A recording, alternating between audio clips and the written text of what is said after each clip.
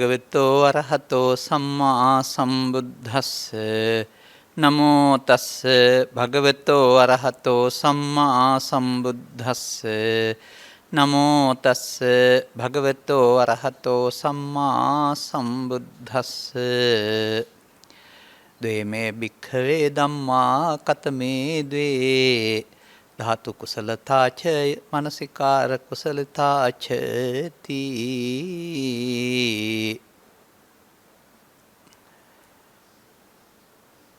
අංගුත්තර නිකායේ දුක්ඛ නිපාතේ සඳහන් කරුණු දෙකක් පදනම් කොටගෙන මෙම ධර්මානුශාසනාව විකාශනය කරන්න කල්පනා කරන්නේ. තථාගතයන් වහන්සේ මේන් පැහැදිලි කරනු ලබන්නේ අප විසින් දැනගත යුතු දහම් දෙකක් පිළිබඳව. සැබවින්ම මේ දහම් දෙක මනවින් දැනගන්න පුළුවනි නම් ඔක්කොම දහම් දැනගත්තා වෙනවා. එහෙමයි මේ දහම් දෙක තුළට සියලු ධර්මයන් තථාගතයන් වහන්සේ අන්තර්ගත කරලා තිබෙන්නේ. මේ සාමාන්‍ය පුද්ගලයන්ගේ දැනීමේ සීමාව ඉක්මවා යන දහමක්. මට මතකයි මම මේ දේශනාව වසර ගණනාවකට පෙර කරලා තිබෙනවා. සවන් දුන්න අය බොහෝ දෙනෙක් අපට මතක් කරලා තිබෙන්නේ හරිම පැහැදිලි හරිම ගැඹුරුයි මේ දේශනාවට අප හරියට වටිනවයි කියලා.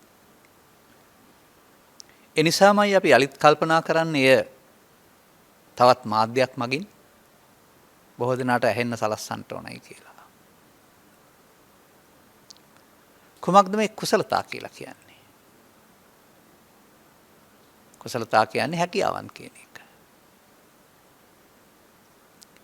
අප පිළිබඳව කරන අධ්‍යයනයේදී අපට හැකියාවන් දෙකක් ලැබෙන්න ඕනයි කියලා තථාගතයන් වහන්සේ වදාහරනවා. මේක අප පිළිබඳව කරන අධ්‍යයනයක්. බද්ධභාග්‍ය කුමාරවරුන්ට අදාළ පරිදි අනුන් ගැන හොයන එකද වඩා වටින්නේ තමන් ගැන හොයන එකද කියන වචන තුල අන්තර්ගත වෙන්නා වූ තමන් ගැන හොයා බැලීම තමයි මේ ක්‍රියාත්මක වෙන්නේ. මහණෙනි මේ ධර්මතා දෙකක් තිබෙනවා. මොනවද මේ දෙක? පළවෙනි එක ධාතු වශයෙන් බැලීමේ දක්ෂතාවය. ධාතු කුසලතා.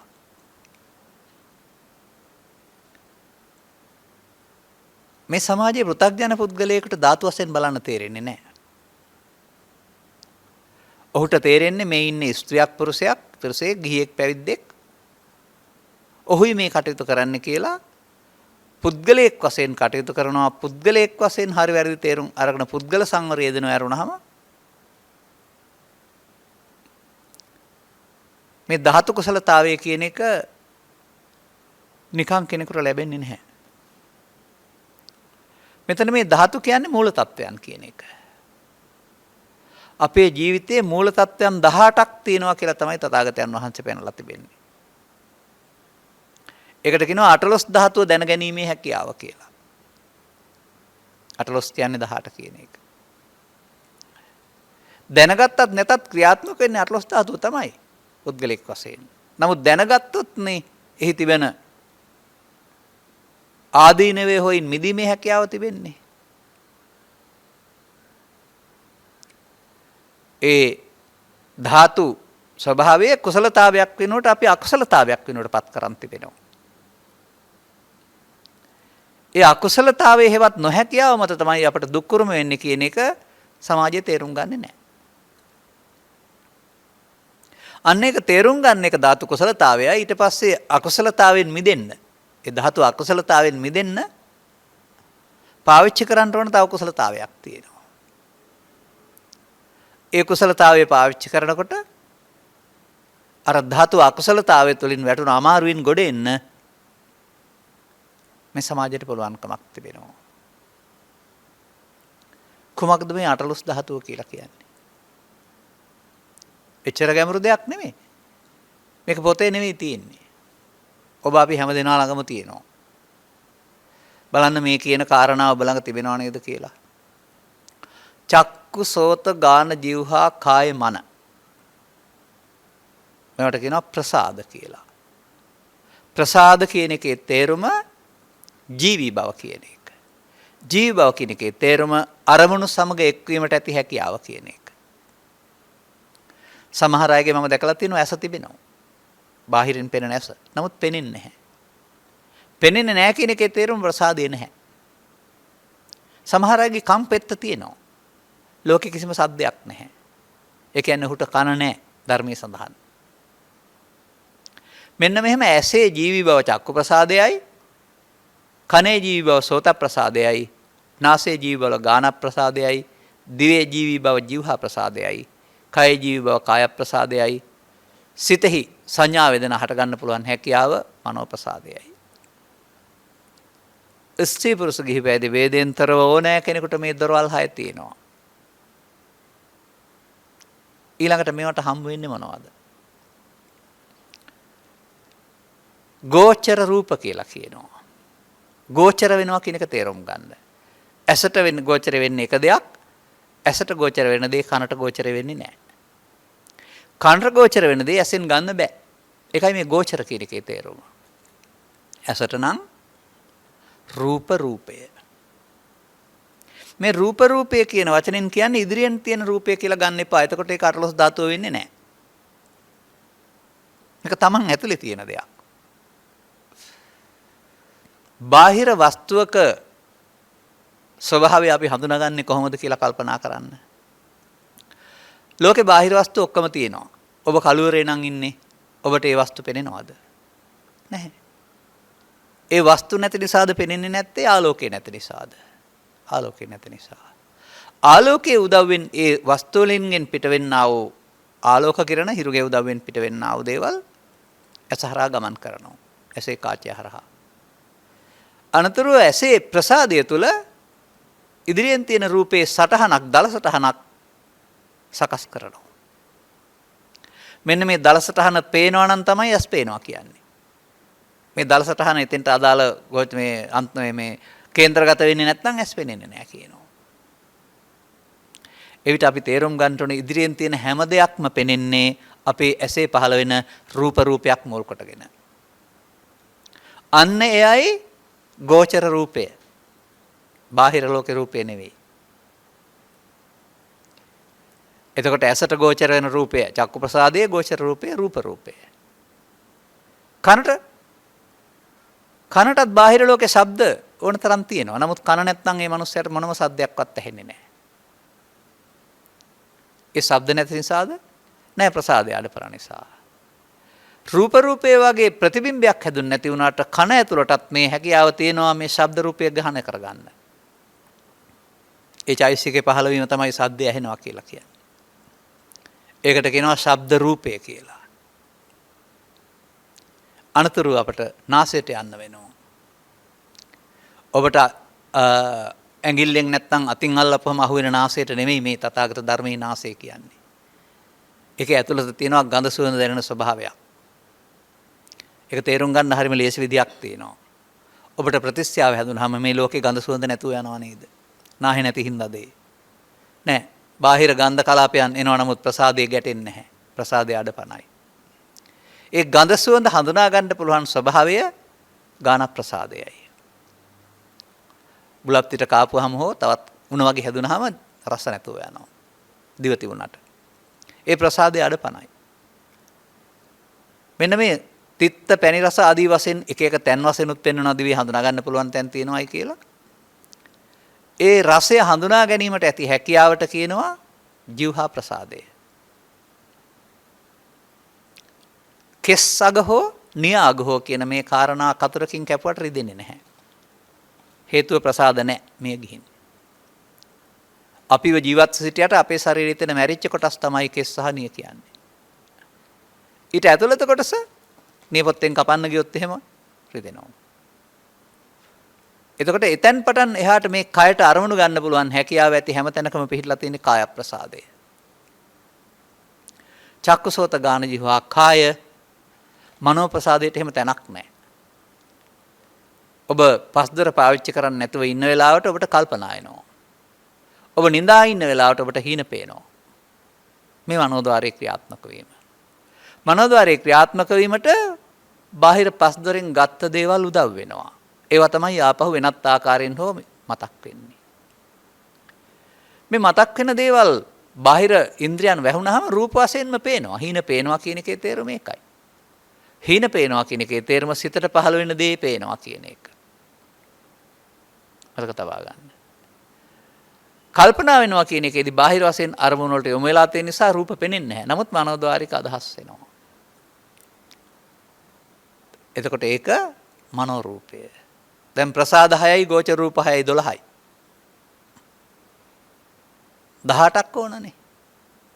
18ක් ඔහම ඉගෙන ගත්තට බෑ ඒක දැනගන්න වෙන විදිහක් තියෙනවා. දැන් මොනවද ඉතුරු 6? මේකට තියෙනවා විඥාන 6ක් පහළ වෙනවායි කියලා. ඇසෙන් රූපේ හඳුනා ගන්නා සිත පහළ වෙනකොට චක්ක විඥානය කියනවා. කනෙන් ශබ්දේ හඳුනා ගන්නා සිත පහළ වෙනකොට සෝත විඥානය කියනවා.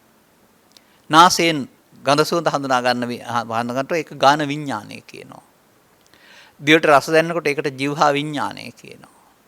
කයට ස්පර්ශය දැනෙනකොට ඒකට කාය විඥානය කියනවා. සිතට එන්නා වූ ආලෝකයක් හරි අඳුරක් හරි මාලිගාවක් හරි දේවතාවෙක් හරි ආදි වශයෙන් එක එක දේවල් මැවිලා පේන්න පුළුවන්. සියල්ල මනෝ රූප. ඒක දැනෙන එකට මනෝ විඥානය කියනවා. දැන් අපි ජීවිතයේ මේ ගැඹුරින් විවරණය කළ බලන්න. මොනවද අපි කරන්නේ?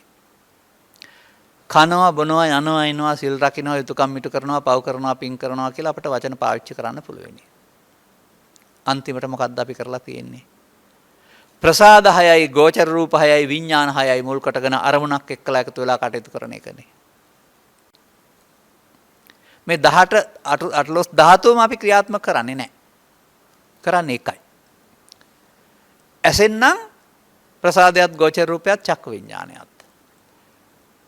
මනෝද්වාරයෙන් නම් මනෝ ආරම්මන සමග සංඥා වේදනා සමග මනෝ විඥානය. මතක් වෙන දේවල්. කයෙන් නම් කාය විඥානය.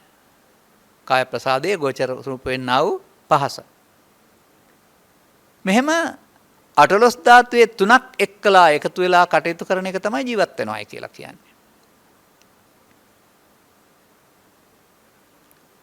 මේකට තමයි තින්නම් සංගති පස්සෝ කියලා කියන්නේ. මේ ඇහැ කන නාසය දිව කය ඔක්කොටම මේ අවස්ථා තුන එකතු වුනහම පළවෙනියෙන් පහළ වෙන චෛතසිකයේ පස්ස. දැන් මේ 18 ධාතුවට මොනවද එන්නේ? ඇතර රූපයක් එනවා. ඒ රූපේ හැපව සැප හෝ දුක් හෝ උපේක්ෂා වශයෙන් විඳිනවා. ඒ විඳින එක අපි සැප හෝ දුක් උපේක්ෂා වශයෙන් හඳුනනවා. ඒකට සංඥා කියනවා. සැප නම් ඒක හොඳයි කියලා ඇලෙනවා දුක් නම් ඒක එපයි කියලා ගැටෙනවා. එතකොට අපි ඒකට කියනවා සංඛාර කියලා. සමහරට ඇලෙන පැත්තට ඒක පිං වෙන්න පුළුවන්, ගැටෙන පැත්තට පව් වෙන්නත් පුළුවන්. මේ ඇස මුල් කොටගෙන ඇසේ ප්‍රසාදයේ මුල් කොටගෙන අරමුණක් පහළ වුණාම මේ අරමුණ කොයි ආකාරයේ දෙයක්ද කියලා හඳුනා ගන්න පහළ වෙන්නා වූ රූප වේදනා සංඥා සංඛාර පහෙන් සිදුවෙන දේ හතරෙන් සිදුවෙන දේ දැනගන්න කෙනාට කියනවා විශේෂයෙන් දැනගැනීමත් විඥානය. විඥානයේ තේරුම් ගන්නත් හරි හොඳ උදව්වක් මෙතන තියෙනවා. ඇතමුන් කල්පනා කරන්නේ මරණයෙන් පස්සේ විඥානයක් යනවා කියලා. නමුත් චක්කු විඥානය හටගත්ත ගමන් නැසෙනවා. සෝත විඥානයට යනකොට චක්කු විඥානය නැහැ. විඥාන කියන පදෙන් කියන්නේ හඳුනා ගැනීම විශේෂයෙන් දැන ගැනීම කියන එක. චක්කු විඥාණයෙන් රූපේ හඳුනාගත්තා නම් රූපේ නැසෙනකොට චක්කු විඥානය නැසලා ඉවරයි කොහොමද යන්නේ කොහොමද ආයේ. අනතුරු අතරක් නැතුව උපදින්නේ කනින් ශබ්දයක් ඇහුවොත් සෝත විඥානය. නාසයෙන් ගන්ධයක් දැනුනොත් ගාන විඥානය. දිවෙන් රසක් දැනුනොත් જીවහා විඥානය. මේ නිසා විඥාණයෙන් විඥාණයට ඉපදෙන මැරෙන විඥාන පරම්පරාවක් අපි මේ පාවිච්චි කරන්නේ. එකක් තියෙනව නෙමෙයි. දැන් ඇස මුල් කොට ගත්තා වූ මේ රූපය රූපේ වශයෙන් අරගෙන ඒ වේදනාවෙන් විඳ ඒ සංඥාවෙන් හඳුනා ඒ සංකාරයෙන් බැඳී ඒ විශේෂයෙන් දැනගන්න විඥාණයෙන් අපි අවශ්‍ය කාර්යය සිදුවන කටයුත්ත කරන ලබනවා. දැන් මේකට කියනවා පංචස්කන්ධේ පහළ වීම කියලා. තවම මාර්ලොස් ධාතුව දැනගත්තේ නැහැ. තව ඉස්සරහටයි දැනගන්න වෙන්නේ. දැනගන්න අවශ්‍ය පසුමිතරයි මම මේ සකස් කරන්නේ තව. දැන් කනට යන්න. රූපේ කියන්නේ නැහැ. ඒකට කියන්නේ ශබ්ද රූපය. ශබ්ද ආරම්මණය. ශබ්දයේ ඇති මිහිරි අමිහිරි බව, කර්කශ බව හඳුනා ගන්නට වේදනාචෛසිකයක් අවශ්‍යයි. ඒක තමයි වින්දනය කියලා කියන්නේ. ඒක විඳීම හඳුනන එකට තමයි සංඥා කියලා කියන්නේ. විඳීමේ ඇති මිහිරි බව සහ කර්කශ බව නිසා ඒකට බැඳීමක් හෝ ගැටීමක් ඇති වෙන්න පුළුවන්. කැමැති හෝ අකමැති. එතකොට කියනවා ලෝභ මොහ නැත්නම් සංකාර කියලා. එතකොට කන නිසත් ශබ්ද රූපයේ මුල් කොට ගත්තා වූ රූප වේදනා සංඥා සංකාර පහක හට ගැනීමක්. නාසයට යන්න. නාසෙත් ගන්ධ රූපේ නැත්තම් නාසයට දැනෙන්නා වූ බාහිර රූප කලාපවල ස්වභාවය. ඔබ කියන්නේ ගඳ සුවඳ කියලා. සිංහලෙන්. නමුත් ගන්ධ කියන පදේ දෙපැත්තටම යොදනවා. පාලියේ යෙදලා තිබෙනවා සුචි ගන්ධං සහ අසුචි ගන්ධං කියලා. සුචි කියන්නේ පිරිසුදු, අසුචි කියන්නේ අපිරිසුදු. ඒ කියන්නේ සුචි කියන එක සුවඳ, අසුචි කියන එක ගඳ. අර්ථය. ගන්ධ රූපේ කෝක හරි.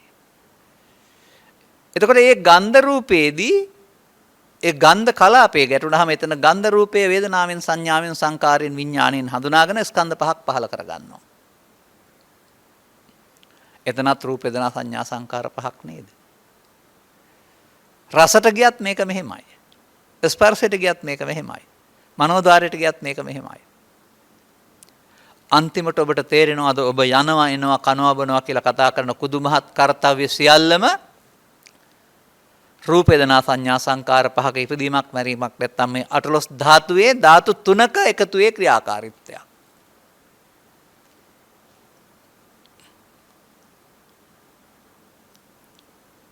දැන් මේ අටලොස් ධාතුවට තවත් එකතු වෙච්ච වරදක් තියෙනවා. අන්න ඒක තමයි දැනගන්න ඕන. අටලොස් ධාතුව දැනගන්න ඕන කියන්නේ අන්න ඒකයි. ඇයි අපට මේ අටලොස් ධාතුව දැනගන්න බැරි වුණේ හරියට? ඔය පංචස්කන්ධේ රූප කියන්නේ රූප රූපේ, ශබ්ද රූපේ, ගන්ධ රූපේ, රස රූපේ කියලා විග්‍රහ කරගන්න බැරිව රූප කියන්නේ පඨවි ආපෝ තේජෝ වායු හතර සහිත ශරීරය කියලා ඉගෙන ගත්ත නිසා උගන්වපු නිසා.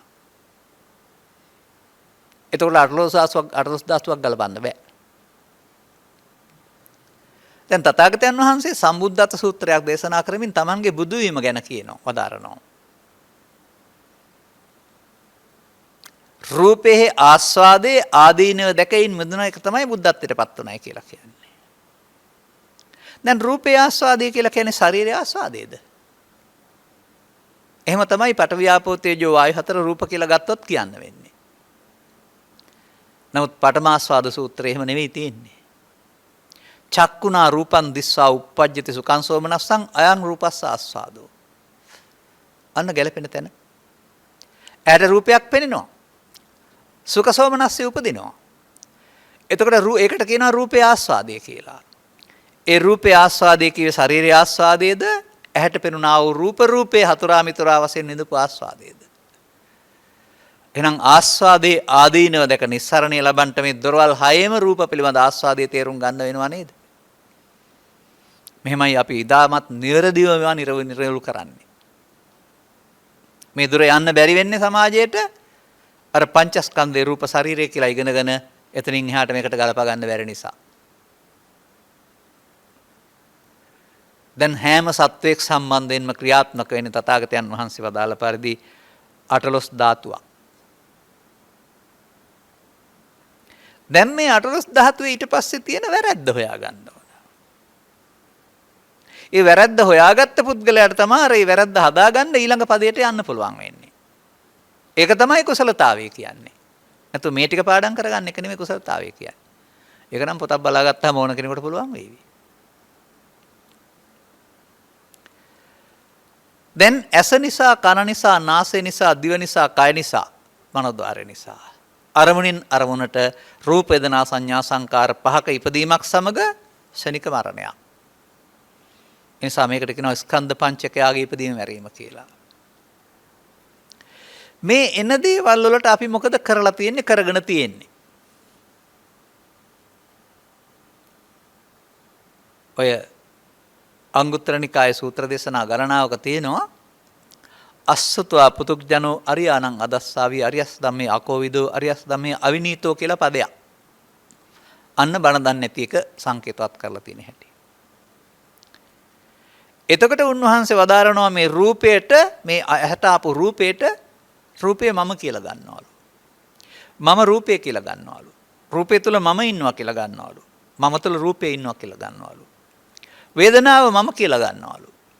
මම තුල වේදනාව. වේදනාව තුල මම වේදනාව කියලා ගන්නවලු. එතකොට මම කියන අකුරු දෙක හෝ ශරීරය නෙමේ මම බවටපත් වෙන්නේ වේදනාව අල්ලා ගැනීම. රූපේ මම බවටපත් වෙන්නේ ශරීරය නෙමේ රූප ආරම්මණය අල්ලා ගැනීම. සංඥාවටත් එහෙමයි. සංඥාව මමය මම සංඥාවේ සංඥාව තුළ ඇත් මා ඇත මා තුළ සංඥාව ඇත. ඒ නිසා පහළ වෙන සංඛාරයේ මමය මම සංඛාරයේ මා තුළ සංඛාරය ඇත සංඛාර තුළ මා ඇත. විඥානයේ මමය මම විඥානයේ මා තුළ විඥානය ඇත විඥානය තුළ මා ඇත. මේ ඒ මොහොතේ හටගන්නා වූ ස්කන්ධ පංචකය තුළ ස්කන්ධ පංචකයට අදාළ මිත්‍යා හතර බැගින් 20කට බැඳෙනවා. මේකට කියනවා විෂයාකාර මිත්‍යා දෘෂ්ටිය කියලා. මේ සමාජයේ දන්නේ නැහැ සත්වයා පව් හෝ පින් කරමින් ධාන කුසල් කරමින් සසරේ ඇවිදින්නේ මේ විෂයාකාර මිත්‍යා දෘෂ්ටිය තුල බව. අන්න කුසලතාවය පහළ වෙන්නේ එහෙමයි. ධාතු කුසලතාවය. දැන් මොකද්ද මෙතන අපි කරගෙන තියෙන්නේ? මේ රූප වේදනා සංඥා සංකාර පහට එන දේ. රූපයක්ද, ශබ්දයක්ද, ගන්ධයක්ද, රසයක්ද, හතුරෙක්ද, මිතුරෙක්ද, පවද්ද, පිනක්ද ඕනෑම දෙයක්. ඒ ඕනෑම දෙයක් කියන වචනේ තමයි ඒතං කියලා කියන්නේ. ඒතං මම. ඒ මගේ. ඒතෝහං අස්මින්. ඒ මම. ඒසෝ මේ අත්තා. ඒ මගේ ආත්මය. ඔන්න ධාතු අකුසලතාවය මේකට කියන්නේ කුසලතාවය නෙවෙයි. මේ 18 ධාතුව පහළ වෙන විට ඒ මගේ මම මගේ ආත්ම වශයෙන් ගන්නවා. දැන් 18 ධාතුව තුළ පෘථග්ජන පුද්ගලයා මමත්වයෙන් යුක්තයි. ඒක ධාතු කුසලතාවය නෙමෙයි ධාතු අකුසලතාවය. මේ ධාතු අකුසලතාවය තුළ තමයි සත්වයා සසර මුලා වෙලා විඳවන්නේ ඇවිදින්නේ. ඒ අකුසලතාවය තුළ ඔහුට පාරවල් දෙක තුනක් හදා ගන්න පුළුවන්. ඔහුගේ අකුසලතාවය අවදාන්නේ නැහැ. වඩාත් හොඳ එක වඩා හොඳ එක කියලා වෙනස් කර ගන්නවා. කොහොමද? මේ ධාතු අකුසලතාවය තුළ කෙනෙක් මේ ස්කන්ධ පංචකෙන් ඇසෙන් හෝ කනෙන් හෝ නාසයෙන් දිවෙන් කයෙන් ගන්න අරමුණක් මගින් සංඛාරය අපුණ්‍යාභි කර ගන්නවා. නැත්තම් පව් බවට පත් කර ගන්නවා. දැන් පව් මගින් මේක එකතු කරන්න ගියාපම දුක් විපාක හිමි වෙන බව තේරෙනවා. එහෙනම් අපුණ්‍යාභි සංඛාරය හොඳ නැහැ. ඔන්න යාට තේරුණා. එහෙනම් පුණ්‍යාභි සංඛාරයට මාරු වෙනවා. අන්න වඩා හොඳ එකකට ආවා. හැබැයි පුණ්‍යාභි සංඛාරයට මාරුණේකොටත් ධාතු අකුසලතාවයේ තියෙන බව දන්නේ නැහැ. අපුණ්‍යාභි සංඛාරයට වඩා පුණ්‍යාභි සංඛාරය හොඳ නිසා. දැන් අපුණ්‍යාභි සංඛාරයෙන් පරලෝ ගිහින් දුගතිගාමී වෙන පුද්ගලයා පුණ්‍යාභි සංඛාරය මමකට ගැනීමෙන් සුගතිගාමී වෙනවා මිනිසුන් අතර හෝ දෙවියන් අතර. තව ටිකක් කල් යනකොට සමාජය ඉගෙන ගන්නවා මේකත් භවගාමී. මේක කාම ලෝකේ විතරයි මේකෙන් හම්බ වෙන්නේ සැප හිටියා යන්න බෑ. ඒ නිසා අනිජ්ජාභි සංඛාරයට මාරු වෙනවා. එතකොට මේ රූප වේදනා සංඥා සංකාරවල පහළ වෙන්නේ රූප ශබ්ද ගන්ධ රස ස්පර්ශ දොරවල් පහෙන් එන ඒවා නෙමෙයි මනෝද්වාරයෙන් එන එක.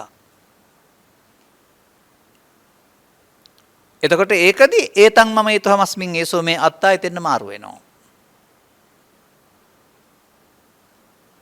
දැන් එතකොට අපුණ්‍යාභි සංකාරයට වඩා පුණ්‍යාභි සංකාරය හොඳයි පුණ්‍යාභි සංකාරයට වඩා අනිජ්ජාභි සංකාරය හොඳයි කියලා ලෝකයා හොයාගත්තා බුදුහාමුදුරුවෝ පහළ වෙන්න ඉස්සර වෙලා. ඔවුන්ට මේ තුල භවගාමී එකේ නරකයක ටිකක් හොඳ එක සහ හොඳ මේක දක්වා ඇවිදින්න ඇරුණාම භව නිරෝධයට පාරක් හොයාගන්න බැරි වුණා. ඇයි ඒ? ධාතු අකුසලතාවය නිසා. මේ නිසා අපට මේ කාම රූප අරූප භවත්‍රේ එන දේවල් නරක හොඳ ටිකක් වඩා හොඳ වශයෙන් බෙදාගෙන සසර ඇවිදින්න ඇරුණාම සසරෙන් මිදෙන්න ධාතු අකුසලතාවය තුල බෑ. ඒ නිසා තමයි දැනගත යුතු ධාතු කුසලතාවයක් තියෙන්නේ සමාජයේට.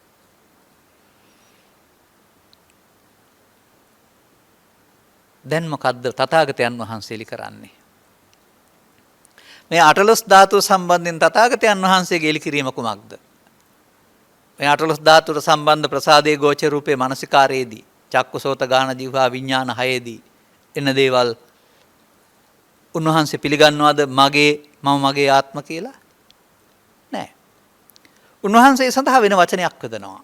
සුතවා ආර්ය ශාවකෝ. අන්න මේ කුසලතාවයට පත් වෙන පුද්ගලයාට ඊට පස්සේ සුතවත් ආර්ය ශ්‍රාවකයා කියලා කියනවා. අල්පස්සුත හේවත් අසුතවා මේ ගැන නොදන්නා පෘථග්ජනයා.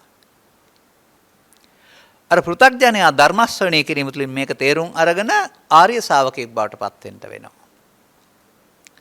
එතකොට ඔහුට තේරෙනවා ඔහුගේ සංසාර ගමන රැඳී පැවතුනේ මේ අටලොස් ධාතුවට එන දේවල් මගේ සහ මම සහ මගේ ආත්ම වශයෙන් ගත්ත නිසා නේද කියලා. මගේ සහ මම සහ මගේ ආත්ම වශයෙන් අරගෙන ඔහුට පවෙන් පරලෝ ගිහින් අපාය පැත්තේ රවුමක් යන්න පුළුවන්. පිනෙන් පරලෝ ගිහින් කාම ලෝකයේ සහ දිව්‍ය ලෝකේ රවුමක් ගිහින් එන්න පුළුවන්. ධානයෙන් පරලෝ ගිහින් රූපී අරූපී බඹතල වල ඇවිදින්න පුළුවන්. මේ තමයි තථාගතයන් වහන්සේ ධර්මයේ ලෝට හෙළි නොකළ සමාජයේ සත්වයින්ට ආහැකි දුර කාම රූප අරූප භවත්‍රේ 31 තලයක ඇවිදින්න පුළුවන් ධාතු අකුසලතාවය මත. දැන් බුදුරජාණන් වහන්සේගේ හොයා ගැනීම කුමක්ද? බුදුරජාණන් වහන්සේගේ හොයා ගැනීම තමයි මේ පංචස්කන්ධය පංච උපාදානස්කන්ධය මම මගේ ආත්ම භවෙන් ශූන්‍යයි කියන එක. පෘථග්ජන පුද්ගලයාට පංචස්කන්ධයට එන දේ මගේ මම මගේ ආත්ම භවෙන් යුක්තයි. එතකොට උහුට පංචස්කන්ධේ පංච උපාදානස්කන්ධයයි. පංච උපාදානස්කන්ධය පරිහරණ පුද්ගලයා කරන පුද්ගලයා ගාව තියෙන ධාතු අකුසලතාවයක්. දැන් එහෙනම් ධාතු කුසලතාවයේ ධර්ම ශ්‍රවණයේ ප්‍රතිඵලයක් වශයෙන් නෙවෙයිද ලැබෙන්නේ?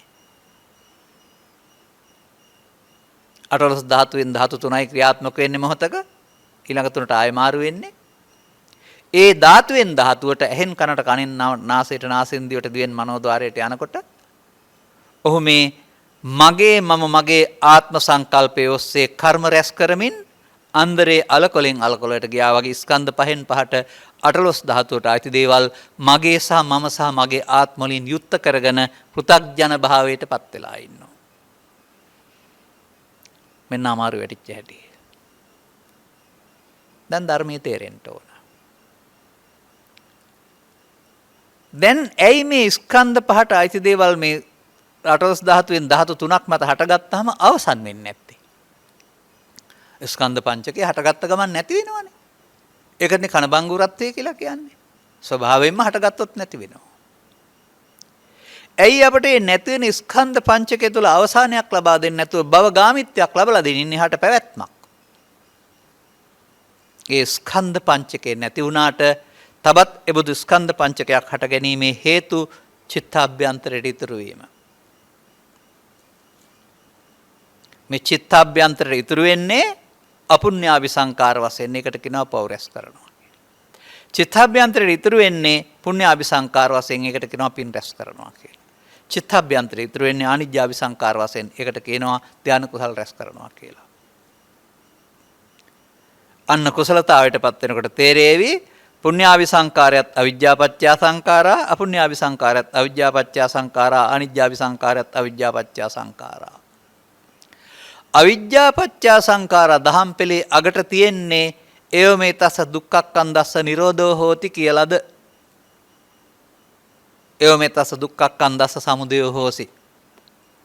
අවිජ්ජාපච්චය සංකාරා තුළ දුක්ඛක්ඛන්දෙන් මිදෙන්න බෑ, සසර ඇවිදින්න පුළුවන්.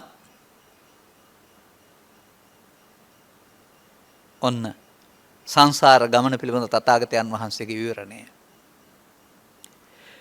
දැන් අන්දරේ අලකොලෙන් අලකොලට ගියා වගේ ස්කන්ධ පහෙන් පහට නැසුණට ස්කන්ධ පහෙන් පහට පැවැත්මක් ගිහින් ජීවිතය අවසන් වෙනකොට එතනින් එහාට ශරීරය හෝ විඥානය යනව නෙවෙයිනේ. අර රැස් කළ කර්ම වල ප්‍රතිඵලයක් වශයෙන් විපාක වාරයක් හටගන්නේ ඊළඟ ස්කන්ධ පංචකය. ඊළඟ ප්‍රතිසන්දි සඳහා හටගන්නේ මේ රැස් කළ කර්ම වල එක විපාකයක් නේද? කර්ම රැස් කරලා දුකින් මිදෙන්න පුළුවන් කියලා කියවෙනවද? අපේ සමාජයේ මතයක් තිබුණාට කම්මක්ඛයෝ දුක්ඛක්ඛයා. දුක්ෂය කරන්නට නම් කර්මක්ෂය කරන්න ඕන. කර්ම රැස් වෙන්නේ කොහොමද? කර්ම රැස් වෙන්නේ ස්කන්ධ පංචකයක් මාර්ගයෙන්. කර්ම රැස් වෙන්නේ ස්කන්ධ පංචකයේ යන දේවල් මගේ මම මගේ ආත්ම කොට ගත්තොත් හෙවත් ඒතං මම හේතු හමස්මින් ඒසෝ මේ අත්තා සංකල්පයට රැවටුනොත් මේක තථාගතයන් වහන්සේ දේශනා කරලා තිබෙන්නේ මගේ නොවන දේවල් මගේ මම නොවන දේවල් මම මගේ ආත්ම නොවන දේවල් මගේ ආත්ම වශයෙන් ගැනීම කියලා. ඒක ශාස්ත්‍රීය වශයෙන් විග්‍රහ කරන්නේ සංස්කාර ධර්මයන් නිත්සුකාත්ම වශයෙන් ගැනීම. ඒක තමයි ධාතු අකුසලතාවය. දැන් සංස්කාර ධර්මයන් නිත්සුකාත්ම වශයෙන් අරගෙන සසර දුකින් මිදෙන්න පුළුවන් කමක් නැහැ කියලා තේරෙනවා. එහෙනම් අටලොස් ධාතුවේ ධාතු තුනක්. චක්කු විඥානයේදී, සෝත විඥානයේදී, ගාන විඥානයේදී, දිවහා විඥානයේදී, කාය විඥානයේදී, මනෝ විඥානයේදී. හයෙන් එකනේ එන්නේ. ඒ එන වෙලාවට දැන් බුදුරජාණන් වහන්සේ හොයාගත්ත දේ මොකද්ද? මේ භව ගාමිත්වය සිදු වෙන්නේ අටලොස් ධාතුවට අයිති දේවල් මමත්වයෙන් යුක්ත වීම නිසා. දැන් මමත්වයෙන් යුක්ත වෙන්නේ කොහොමද? අල්ලා ගැනීමෙන්. මොනවද අල්ලාගන්නේ අපි? රූපේ, ශබ්දේ, ගන්ධේ, රසේ, ස්පර්ශේ ධර්ම හයක්. මේ අල්ලාගන්නවට කියන නම මොකද්ද? රූප තණ්හා, ශබ්ද තණ්හා, ගන්ධ තණ්හා, රස තණ්හා, පොට්ටබ්බ තණ්හා, ධම්ම තණ්හා. අන්න තණ්හා හයයි. තණ්හා වුණොත් උපාදාන, උපාදාන වුණොත් භව. භව වුණොත් ජාතිනේ. එහෙනම් අරමුණෙන් අරමුණට තණ්හා, උපාදාන, භව වෙනවා නම් ඒකට කියනවා විද්‍යාපච්චා සංඛාරා කියලා. එහෙනම් පවේදිත් තණ්හා උපාදාන භව තියෙන්න පුළුවන්. පිනේදිත් තණ්හා උපාදාන භව තියෙන්න පුළුවන්. ධානයේදිත් තණ්හා උපාදාන භව තියෙන්න පුළුවන්. රූපේදිත් තණ්හා උපාදාන භව තියෙන්න පුළුවන්. ශබ්දේදිත් තණ්හා උපාදාන භව තියෙන්න පුළුවන්. දොරවල් හයෙන් හරි පවපින ධානෝස්සේ හරි අපිට එහෙනම් තණ්හා උපාදාන භව නම් අවිද්‍යාපච්චා සංඛාරා නේද? අවිද්‍යා සංකාරයක් නේද? අන්න අපි අවිද්‍යා පත්‍යා සංඛාරා තුල හොඳ අය වෙන්න බලනවා ඇරුණාම අවිද්‍යා නිරෝධයෙන් සංඛාර නිරෝධය කියන එක තථාගතයන් වහන්සේ වදාළේ ඇයි? එයයි දුකින් මිදෙන මඟ කියන එක තේරුම් ගන්න අසමත් වෙන එකට කියනවා ධාතු අකුසලතාවය. දැන් දැනගන්නකොට තමයි ධාතු කුසලතාවය එන්නේ. කුසලතාවයේදී මොකක්ද ඇත්ත සිද්ධිය? තථාගතයන් වහන්සේ පැහැදිලි කරලා තියෙන අටලොස් ධාතුව මගේ සහ මම සහ මගේ ආත්ම භවෙන් ශූන්‍යයි. ශූන්‍යයි කියන්නේ මොකුත් නැහැ කියන එක නෙමෙයි. අටලොස් ධාතුව උපදි වලින් යුක්ත වෙනකොට ලෝභ දේශ මොහ වලින් යුක්තයි. එතකොට අටලොස් ධාතුව තුළ මම ඉන්නවා. මම ඉන්නවා නම් ඒක මගේ, මගේ නම් ඒක මගේ ආත්මය. මගේ මගේ ආත්ම නම් ඒක අයිති මායයට. එහෙනම් මායයා කාම රූප රූප භවත්‍රය ඔබ ඇවිද්දවනු ඇරුණාම ඊට යන්න පාරක් හොයලා දෙන්නේ නැහැ. ඔන්න දැන් තමයි ප්‍රඥාය සෝන වෙන්නේ. පඤ්ඤාවන්තස්ස අයං ධම්මෝ අයං ධම්මෝ දුප්පඤ්ඤස්ස. මේ ගැඹුරු ධර්මතාවයේ ප්‍රඥාවන්තයින් සදා හැරුණාම දුෂ්ප්‍රඥයින් සදා නෙවෙයි. මලක් පහනක් පූජා කරන්න හරි බෝධි අලුත් වැඩියා කරන්න හරි මේ වගේ දේවල් කරන්න 아무තු ප්‍රඥාවක් ඕන නේ. අම්මට තාත්තට සලකන්න හරි. ඒ මානුෂ්‍ය ධර්මයන්. ගැඹුරු ප්‍රඥාවක් ඕන නැහැ. යහපත් දේවල් කියලා තේරෙනවා නම් ඒවා කරනවා. නමුත් සත්‍යයා කියලා කියන්නේ සත්වයක් නෙමෙයි අටලොස් ධාතුවක්. අටලොස් ධාතුවෙන් ක්‍රියාත්මක වෙන්නේ ධාතු තුනක් හැම වෙලාවෙම. ඒ ධාතු තුන ක්‍රියාත්මක වෙන්නේ අස කන නාසය දිව කය කියන දරවල් හය උදව්වෙන් ඒ ධාතුවේ පවතින රූප වේදනා සංඥා සංකාර විඥාන කියන පහ. ඒ පහට මුලා වුණාම ඒක පංච උපාදානස්කන්ධ වෙනවා. ඒකට කියනවා සංකිට්ඨේන පංච උපාදානස්කන්ධා දුක්ඛා. පංච උපාදානස්කන්ධය කියන එකේ තේරුම අටලොස් ධාතුවේ මම ඉන්නවා කියන එක. පංච උපාදානස්කන්ධ පරිහරණය කරනවා නම් මම කියලා කෙනෙක් නැහැ කියන බොරුව මේ සමාජයේ කියන්න එපා ඒ අය. මතක තියාගන්න. මේ අටලොස් ධාතුව මමත්වයෙන් ශූන්‍ය කරගත් අයට කියනවා රහතන් වහන්සේලා නැත්නම් බුදුන් වහන්සේ වැනි අය කියලා. අන්න අටලොස් ධාතුව මමත්වයෙන් ශූන්‍ය වෙච්ච අය. ඒගොල්ලෝගේ මම නැහැ. ඔබට හොයාගත්ත හැකිද මේ මම කොහෙද ඉන්නේ කියලා? අන්න මේ අටලොස් ධාතුව සම්බන්ධ කටයුත්තකදී රූපයෙන් ශබ්දයට, ශබ්දයෙන් ගන්ධයට, ගන්ධයෙන් රසයට, රසයෙන් ස්පර්ශයට, පවෙන් පිනට, පිනෙන් ධානයට, නරක දෙයින් හොඳ දෙයට අත්ෙන් අත්තට මාරු වෙලා ගියාට මගේ මම මගේ ආත්ම වූ සංකල්පයේ පිටිපස්සෙන් එනව ඇරුණාම ඒන් ගැලවෙන්න බුදුබණ තේරෙන තුරු බෑ. සත්‍යය සසරින් ගැලවුණේ අටලොස් ධාතුව මමත්වයෙන් යුක්ත කර ගැනීම නිසා නෙවෙයි. අටලොස් ධාතුව මමත්වයෙන් යුක්ත නම් යුක්ත පැත්තට කාම රූප අරූප භවතරේ ඇවිදින්න පුළුවන්. ආය බුදුහාමුදුරුවෝ ඕන නෑ ඒකට. ඒ භවගාමීත්වයෙන් ගැලවෙන්නට තථාගතයන් වහන්සේ දේශනා කරපු ප්‍රතිපදාවට කියනවා භව නිරෝධගාමී ප්‍රතිපදා කියලා. දැන් අපි බණ වලින් ඉගෙන ගන්න වෙනවා එහෙනම් මේ ප්‍රසාදයේ ගෝචර රූපේ චක්ඛ විඥානය. චක්කු ප්‍රසාදේ. සෝත ප්‍රසාදයේ ශබ්ද රූපයේ සෝත විඥානය. මේ මොහොතක් පාසා ක්‍රියාත්මක වෙන හැටි. චිත්තචෛසික සමූහයේ හටගෙන අවශ්‍ය කර්තව්‍ය කරලා දීලා නැති වෙලා යනවා. ඇයි ඉතුරු වෙන්නේ? නැති වෙලා යනවා නම්. ඒ ඉතුරු වෙන්නේ මගේ මම මගේ ආත්ම කොට ගත්ත නිසා.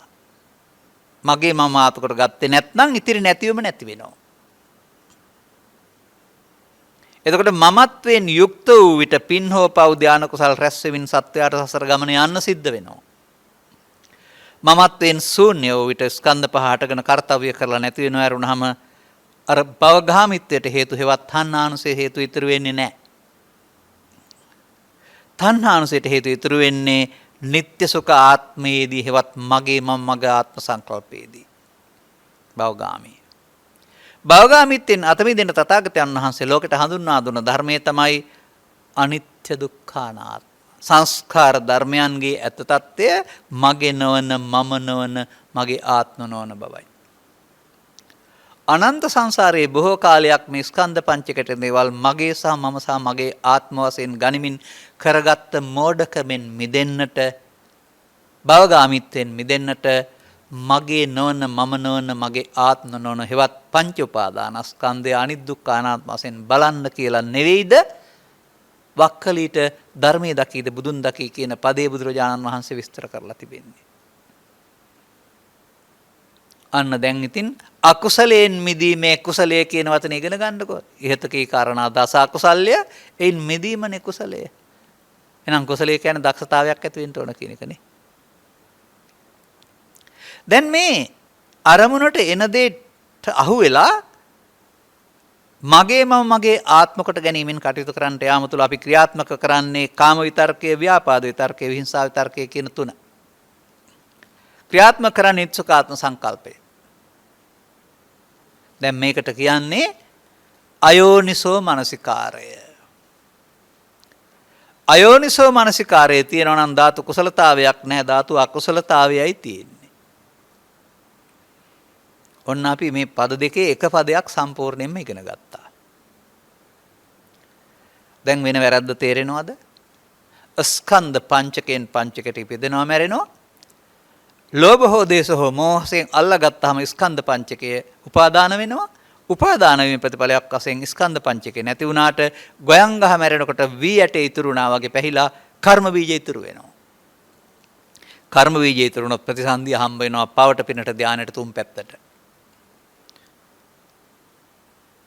කම්මක්ඛයෝ දුක්ඛක්ඛයා නෙවෙයිද? අත්තිවික්කවේ කම්මං අකන්නං අසුකං අකන්න අසුක් වේපාකං කම්මක්ඛයා සංවත්තති නෙවෙයිද? මහන්නේ තවත් කර්මයක් තියෙනවා පවුත් නැති පිනුත් නැති පව් විපාක වලටත් අයිති නැති පින් විපාකටත් අයිති නැති කර්මක්ෂය කිරීමේ කර්මය. මේ සමාජයේට කන්නකම්ම හඳුන්වා දෙන්න ඕන එක තියෙනවා. සුඛකම්ම හඳුන්වා දෙන්න ඕන එකක් තියෙනවා. කන සුඛ කර්ම හඳුන්වා දෙන්නට අවශ්‍ය නැහැ එකක් තියෙනවා. මේ තුනම පෘථග්ජන භාවය තුල තියෙනවා කර්ම මාර්ගයේ වශයෙන්.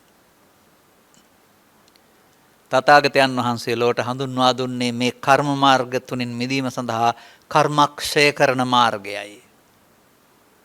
කම්මක්ඛයා සංවත්තති.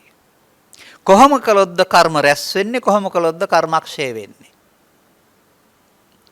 කර්ම රැස් වෙන්නේ අයෝනිසෝ මනසිකාරයෙන් කටයුතු කළොත්. අයෝනිසෝ මනසිකාරයේදී කාම විතර්කයට, ව්‍යාපාද විතර්කයට අපි හසු වෙනවා. හසු වුණාම මේක මගේ වෙලා, මම වෙලා, මගේ ආත්ම වෙලා කර්ම මාර්ගයේ අපි යනවා. දැන් මේ වර්තමාන මේ සිද්ධියටම දැන් මානසිකාර කුසලතාවය යොදන්න ඕන නේද? අන්න දෙවෙනි වචනේ. මානසිකාර කුසලතාවය කියන වචනෙන් පෙන්වන්නේ එහෙමනම් අයෝනිසෝ මානසිකාරය වෙන්න බෑ. යෝනිසෝ මානසිකාරය වෙන්න වෙනවා.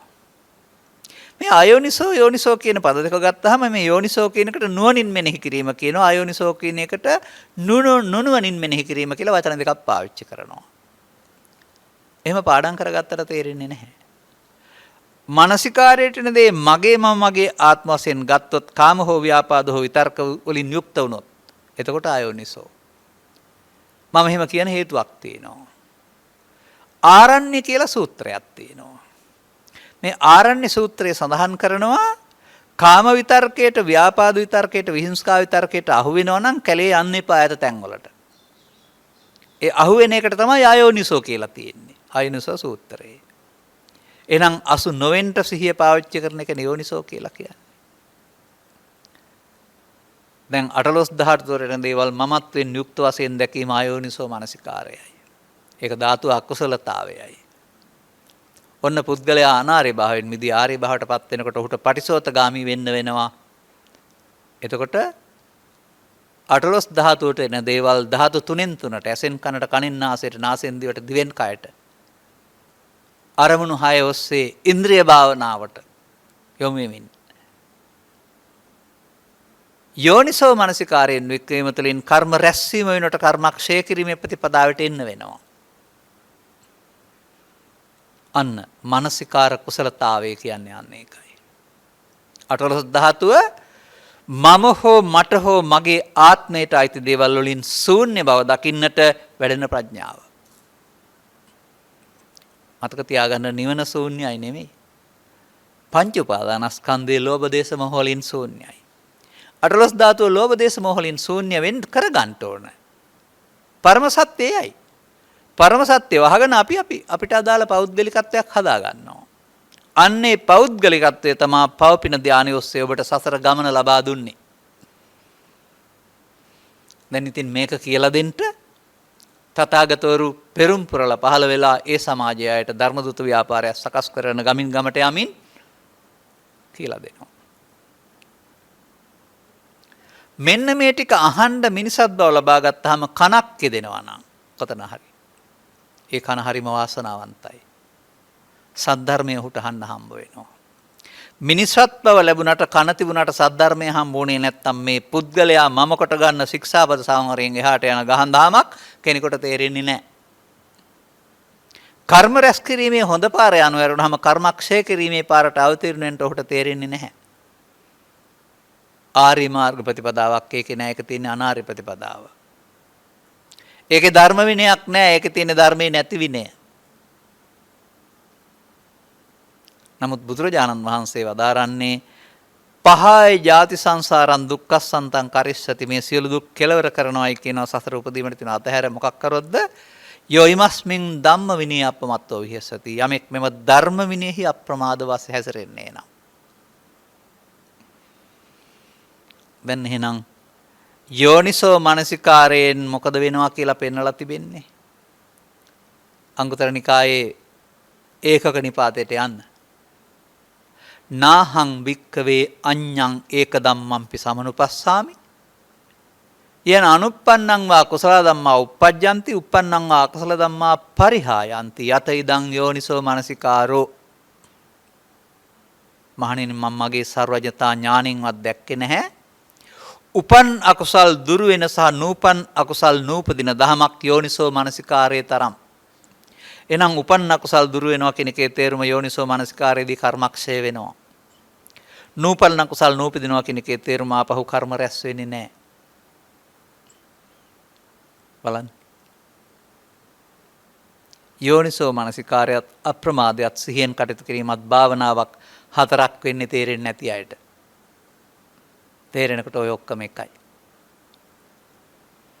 එහෙනම් අපි සසර ගමනේදී අටලොස් ධාතුව මමත්වෙන් යුක්ත වශයෙන් අරගෙන පව්පින් සැප දුක් පාසේ පුද්ගලයන් වශයෙන් අපාගත වෙමින් මිනිසුන් අතර වෙමින් දෙවියන් අතර වෙමින් බ්‍රහ්මයන් අතර වෙමින් මේ ගමන යන්නේ ඇති.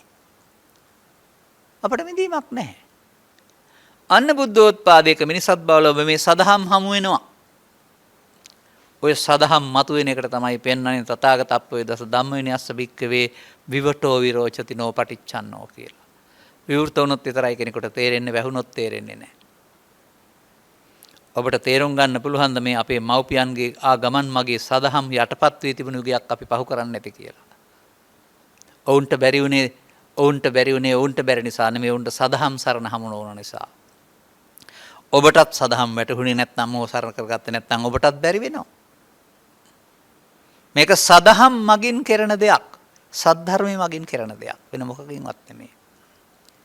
නමුත් සද්ධර්මයේ පුද්ගලයා සරණ කරගන්න ඕන තමන්ගේ පෞද්ගලික දුර්වලකම අතහැරලා දාගන්න. දැන් මානසිකාර කුසල චාතුතාච කියන එකේ තේරුම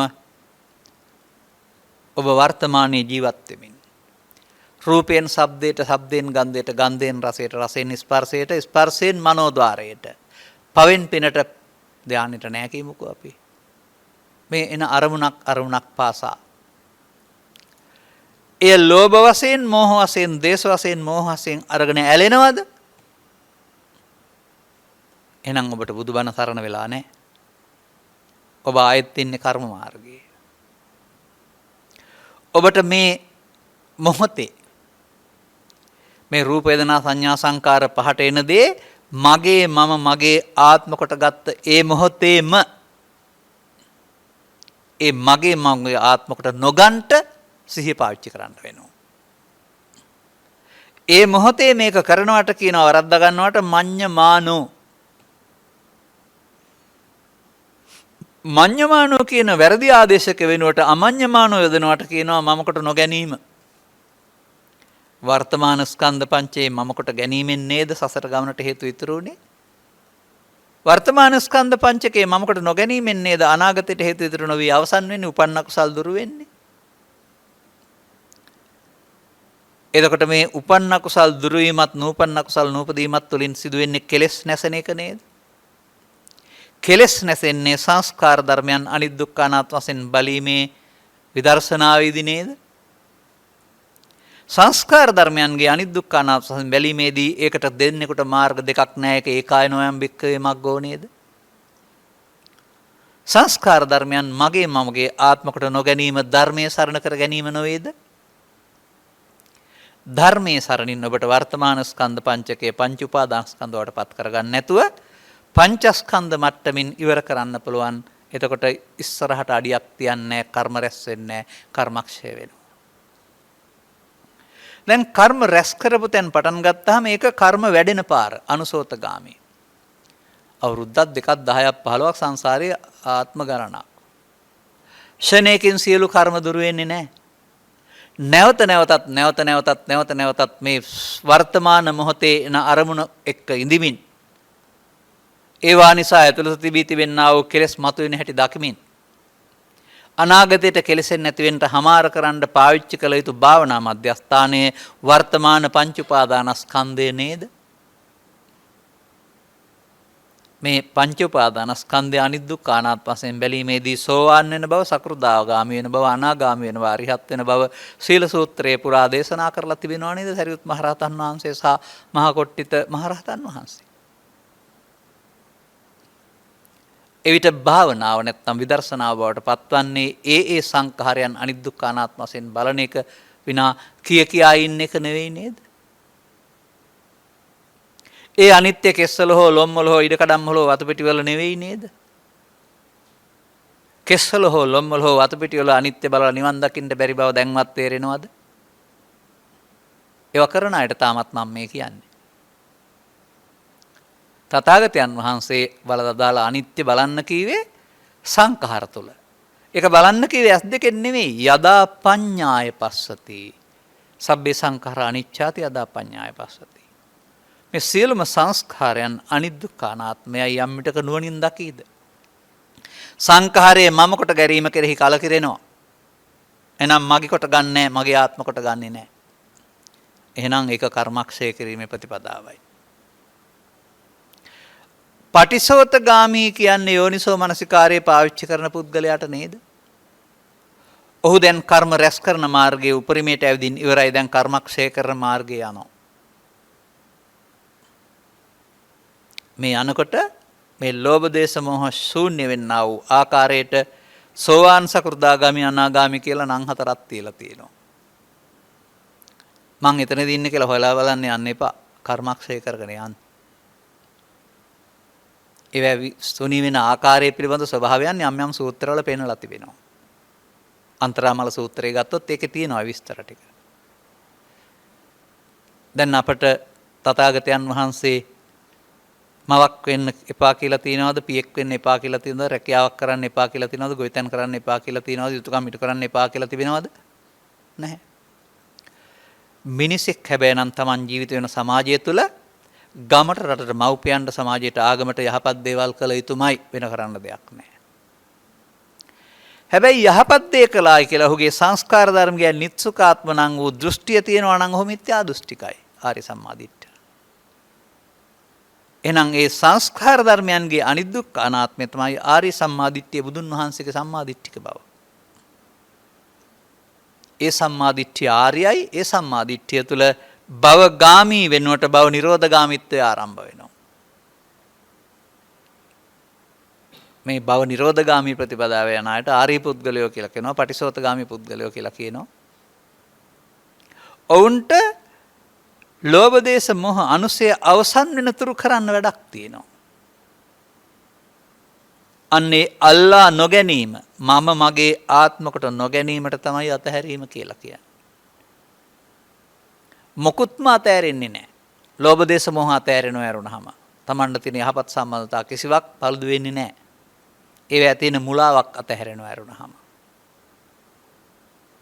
දැන් එහෙමනම් ඔබට ධර්ම ශ්‍රවණය තුළ ඔබ ස්ත්‍රී පුරුෂ ගිහි පැවිදි වෙන්න පුළුවන්. ඔබට ඒ තුළ විග්‍රහ වෙනවා ඔබ අයිති වෙන්නේ 18 ධාතුවකට. මේ 18 ධාතුවෙන් ඔබ තුළ ක්‍රියාත්මක වෙන්නේ 3යි. ඒ ධාතු 3 ක්‍රියාත්මක වෙන මොහොතේ ඒකට එන දේ ඔබ ඒතං මම යතුහමස්මින් ඒසෝ මේ අත්තාවසෙන් දක්මින් පෘථග්ජනෙක් වෙලා ඉන්නවා. එහෙනම් ඔබ ළඟ තියෙන ධාතු අකුසලතාවය. ඔබ කර්ම මාර්ගය යමින් කර්ම රැස් කරමින් භවගාමී වෙලා ඉන්නවා. මේක තේරුම් ගත්තාම 18 ධාතුව මමත්වෙන් යුක්ත වීම මායාගේ වැඩක්. 18 ධාතුව මමත්වෙන් ශූන්‍ය කර ගැනීම යෝනිසෝ මනසිකාර්යයේ වැඩක්. අන්න ඔබට කරන්න ඕන භාවනාව තේරෙනවා.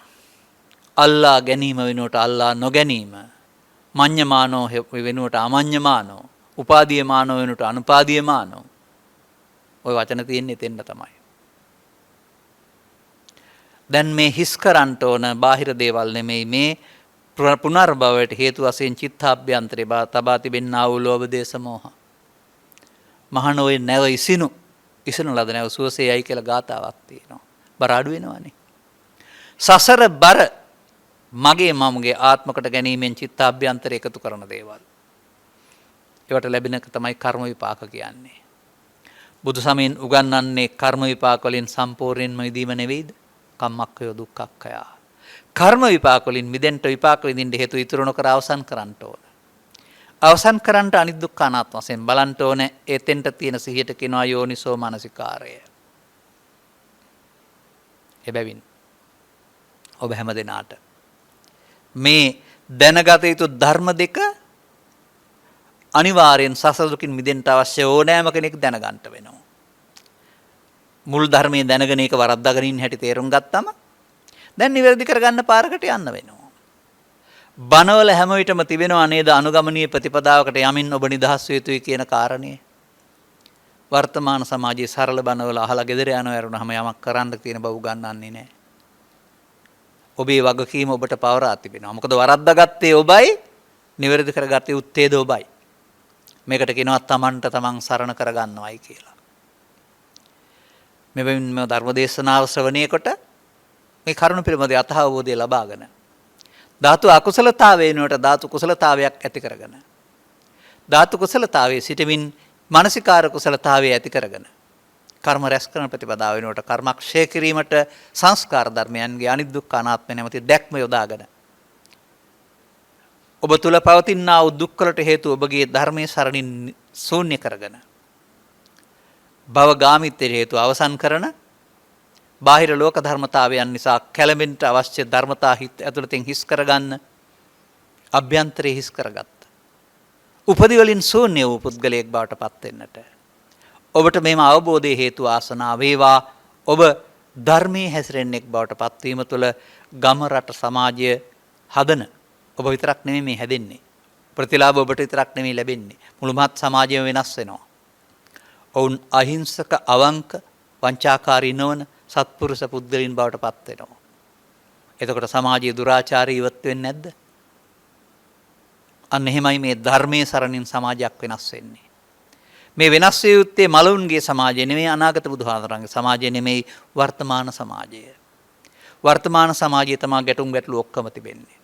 එබැවින් වර්තමාන සමාජයේ තියෙන ගැටුම් ගැටලු අවම කර ගැනීම සඳහා අපට අපි හැමදෙනාටම මේ තථාගතයන් වහන්සේ කරලා දාලා වූ උත්තම වූ ධර්මයේ සරණ උදව් වෙනවා.